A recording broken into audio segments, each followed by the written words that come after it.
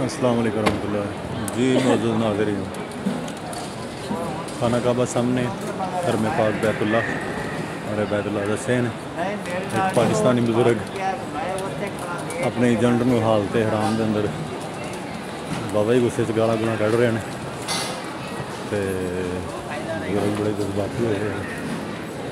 बुजुर्ग रिहायश तो वाहवा दूर दे दी ने? हाँ जी। क्या नेड़े का सन हैं? नेड़े का क्या सन हाँ जी। ਰਿਹਾਇਸ਼ ਵਾਹਵਾ ਦੂਰ ਦੇ हाँ ਛੱਡੀ जी।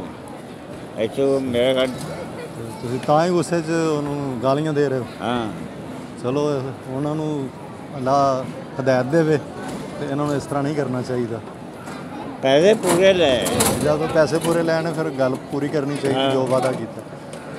ਉਹਨਾਂ ਤੁਹਾਨੂੰ ਨਾਲੇ ਕਿੰਨੇ ਫਾਸਲੇ ਤੇ ਕਿਹਾ ਸੀ ਰਿਹਾਇਸ਼ ਮਿਲੇਗੀ?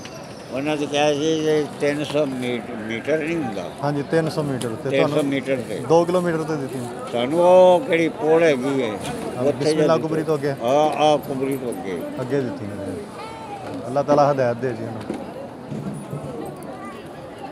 ਲੋ ਜੀ ਮੁਅੱਜ਼ਜ਼ ਨਾਜ਼ਰੀਨ ਸਾਮੀਨ, ਸਾਡੇ ਪਾਕਿਸਤਾਨੀ ਏਜੰਟ बैतुल्ला के अंदर खड़े हुए लोग जोड़े हालत हराम के अंदर होंगे ने उन्होंने कोलों गालियां खाते हैं सिर्फ इस वजह तो कि पैसे पूरे लेंदे ने, जो वादा करते हैं वो पूरा नहीं करते।